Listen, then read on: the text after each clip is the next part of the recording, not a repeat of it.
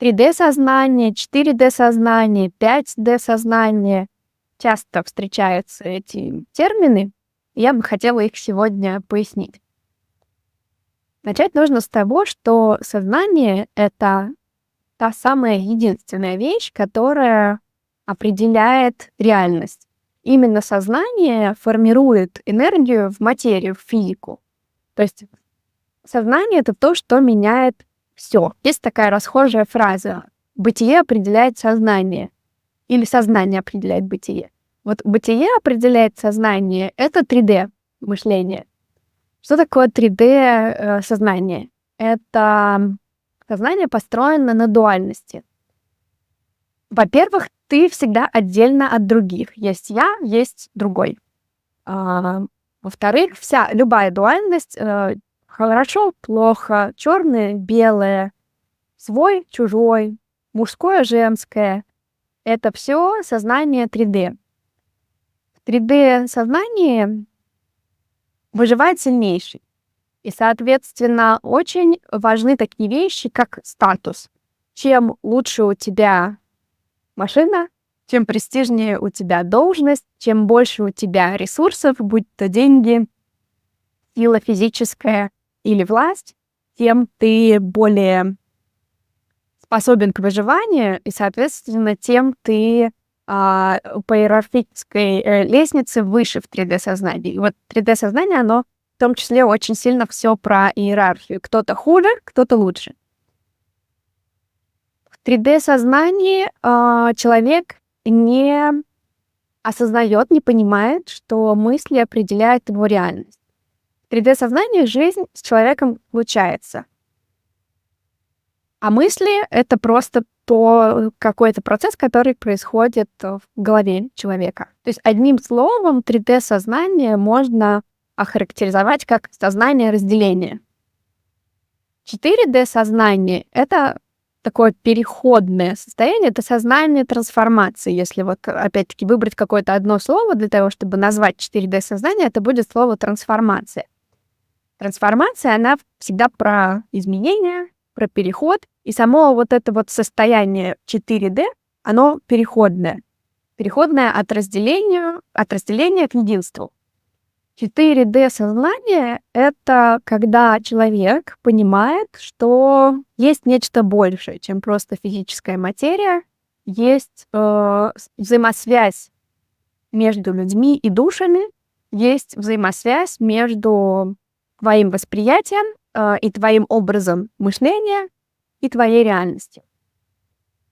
Поэтому 4D-сознание, оно целиком и полностью про исследование того, как можно, изменив свое восприятие, изменив себя, повлиять на свою реальность. Очень характерная черта 4D-сознания — это стремление к каким-либо практикам, начиная от диет, продолжая исцелением кармы рода и завершая медитациями. И вот просто вот концепция работы над собой, концепция трансформации, изменения себя — это 4D-сознание. Человек в сознании 4D уже понимает, что то, чем он себя питает, его формирует. Также в 4D происходит поиск своего предназначения. Очень важно понять, про что ты. Очень важно найти какую-то миссию, которая стремится, которая придаст смысл твоей жизни и укажет тебе путь, как маяк будет светить в нужном направлении, куда тебе двигаться. В 4D начинает обостряться интуиция. И можно было бы подумать, что многие думают, что это следствие вот этой самой работы над собой, но на самом деле это самостоятельный процесс, когда растет сознание, растет и доступ к более тонким материям, и, соответственно, интуиция — это оно и есть, это прямой канал информации, получаемой не от 5 человеческих физических чувств, а напрямую, как хотите называйте, давайте скажем, из космоса. 5D-сознание. Это сознание, если опять выбрать одно слово, то это сознание позволения. Все, что существует, имеет право на существование. Каждый человек важен, каждая точка зрения имеет место быть. Все имеет свой глубокий смысл. Если он нам сегодня непонятен, это не означает, что его нет. Вот так мыслит сознание 5D. 5D уходит стремление работать над собой, уходит ощущение важности практик, диет, медитаций, какого-либо улучшения, очищения, изменения себя, и все это уступает место позволению. Приходит понимание, что есть гораздо больше в жизни, чем то, что ты можешь физически с ней сделать, как ты можешь физически своим физическим действием на нее повлиять. 5D, оно целиком и полностью про понимание того, что наши мысли меняют нашу реальность. Именно сознание определяет бытие. Вот это сознание 5D. В сознании 5D статус перестает быть важен. Куда важнее аутентичность, куда важнее жизнь в сонастроенности с собственным сердцем, с собственным внутренним, куда важнее ощущать радость. И такой, по сути, главный вопрос сознания 5D — это что приносит радость именно мне. И есть понимание, что мы все равны, мы все имеем право на существование, и радость каждому из нас может приносить что-то совершенно иное. Именно вот это многообразие, оно как раз и позволяет миру быть настолько богатым, ярким, интересным, разнообразным, что каждый нужен и важен, как вот большой какой-нибудь пазл, в нем нет ни одной неважной детальки. Все имеет свое место. Есть еще и более высокие уровни сознания, 6D, 7D, 8D. Не хочу сегодня подробно на них останавливаться, но там уже ты обратно возвращаешься к суверенности. Вот с тем пониманием единства из 5D, оно никуда не девается, у тебя еще прибавляется осознание себя суверенным. И ты осознаешь, что ты являешься творцом своей собственной реальности. Уже не только мыслями, которыми ты можешь, так скажем, направить фокус, а в более высоких уровнях сознания речь уже идет о том, что ты можешь управлять временем, ты можешь управлять пространством, время нелинейно, ты можешь по нему путешествовать. И, вероятно, то же самое с пространством. Поживем — увидим, как говорится. Нужно ли как-то растить сознание? Это хороший вопрос, который я сама себе только что задала. В общем-то, ответ нет, не обязательно. Нужно понимать, что рост сознания, он неизбежен. Он с нами так или иначе все равно происходит. Но если есть ощущение, что текущая жизнь не устраивает, что в ней есть что-то, что приносит боль, то вот с этим можно поработать, потому что боль и желание, стремление от чего-то избавиться в своей жизни — это сознание 3D. Соответственно, можно сдвинуться, можно воспользоваться методами 4D сознания, сдвинуться таким образом и в 4, и в 5D, и выше. Да и в целом, да, если просто уже забыть об этих терминах, которые очень все опять-таки по коробочкам раскладывают и категоризируют, просто как облегчить себе текущую жизнь. Начни замечать, что тебе приносит радость. От самых простых вещей, каких-то очень физических, условно выйти на улицу и съесть мороженое, или посидеть в парке на скамье и подставить лицо солнцу, почитать книгу. Вот с этого все начинается. Много есть материалов, очень часто эту тему всячески со всех возможных сторон обсуждают и объясняют Эстер и Джерри Хикс. Они ченнелеры, и их можно много найти на Ютубе, на английском, но есть ролик с субтитрами про то, как как раз менять свой фокус с чего-то, в чем тебе некомфортно, что тебя не устраивает, будь то отношения, будь то физическая боль, будь то пресловутое отсутствие денег и ресурсов. Вот они много объясняют, как перефокусировать свои мысли. Вот если все свести к простому рецепту, то начни замечать, как ты себя чувствуешь. Что приносит тебе ощущение легкости, вдохновленности, расслабленности, радости, ощущение собственной способности к созиданию. А что делает тебя маленьким, слабым, что приносит чувство небезопасности, что заставляет тебя закрыться, что заставляет тебя сравнивать себя с другими и, возможно, в чем-то проигрывать. Это и есть осознанность. А осознанность — ключ ко всему, ключ к росту сознания прежде всего. То, о чем ты думаешь, того становится больше. Замечай, чем ты себя питаешь. Причем питаешь во всех смыслах этого слова. Какие фильмы ты смотришь, что читаешь, смотришь ли ты новости, или ты смотришь кино, или художественную литературу читаешь. Много ли там драмы? Сейчас например, все сериалы, они построены на драме. Это закон, иначе человеку перестает быть интересно смотреть драму. Это очень сильный наркотик. Это как сахар или как алкоголь.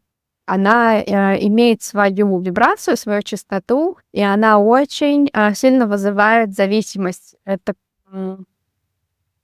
та же история, как с сахаром, или с алкоголем, когда это влияет на гормоны, происходит вброс в кровь нужного гормона, сейчас не скажу какое у него правильное название, и вот эти вот всплески — это то, что вызывает именно телесную зависимость. Драма — это такой наркотик 21 века, и ты заметишь, если ты перестанешь, например, смотреть сериалы, сделаешь паузу, ты заметишь, как ты на крючке у этой драмы. И, соответственно, если в такой какой-то форме присутствует в твоей жизни драма, то, естественно, она присутствует и в твоей личной жизни, в твоей личной реальности. То есть очень важно отдавать себе отчет в том, что кому или чему я сейчас отдаю свое внимание и, соответственно, вместе со своим вниманием свою силу, свою способность созидать собственную жизнь.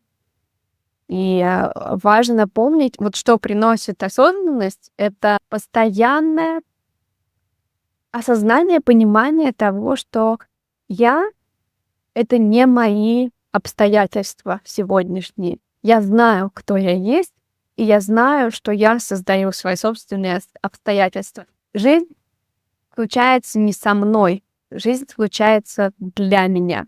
Если ты смотришь новости, питаешь себя той драмой, которую 24/7 там транслируют, невозможно не быть ею сформированным, задействованным. Пример. Консервативная повестка в России. Снова вдруг ЛГБТ-люди стали врагами народа, и снова формируется в массовом сознании, в сознании большинства, это разделение.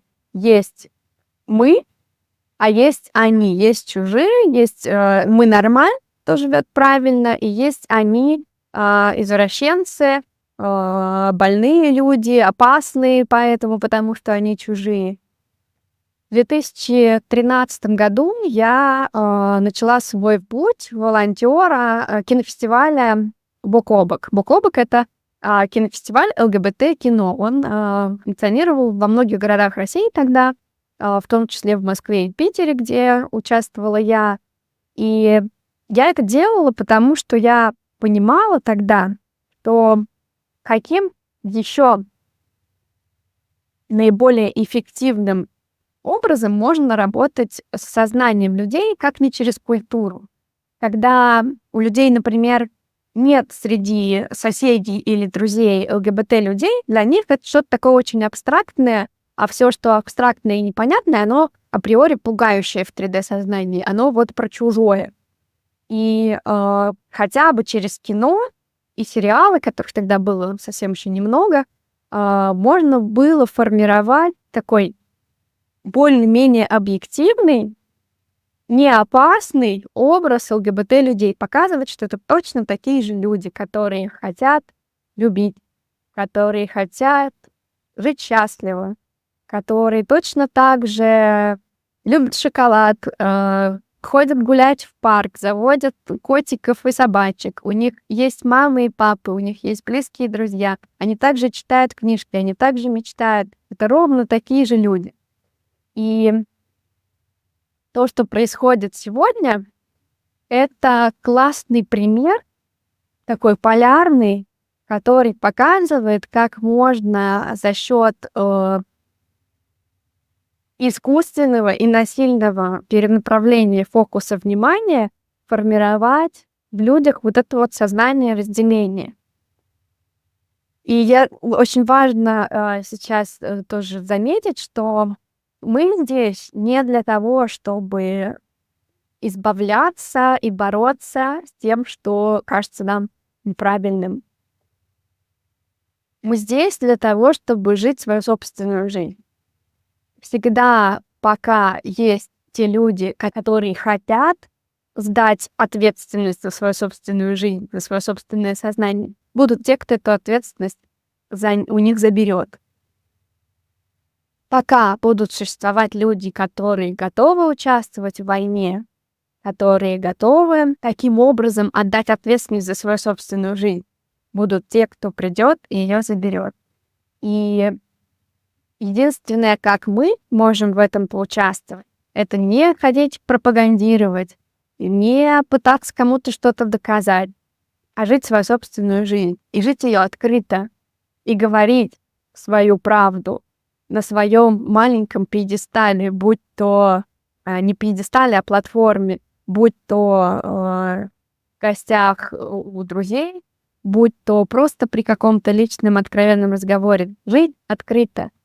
Когда приходит момент, а мы всегда знаем, когда приходит этот момент, быть правдивым, быть честным, не скрывать какую-то свою правду, нужно это делать.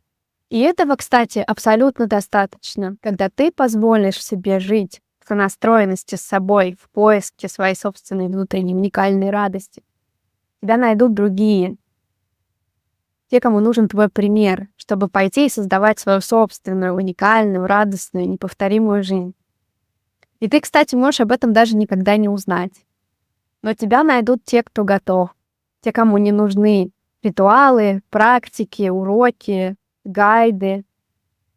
Тебя найдут те, кому нужно только вдохновение, только напоминание. И этого больше, чем достаточно. Это гораздо больше, чем взять человека за руку и провести его тем путем, которым ты уже сам прошел. И в этом разница между дать человеку рыбу или дать удочку. Вот быть учителем, быть гуру — это давать человеку рыбу, давать ему готовые ответы, какую-то истину нести. А дать человеку удочку — это вдохновить его на поиск своих собственных ответов и сделать его тем самым навсегда сытым и свободным.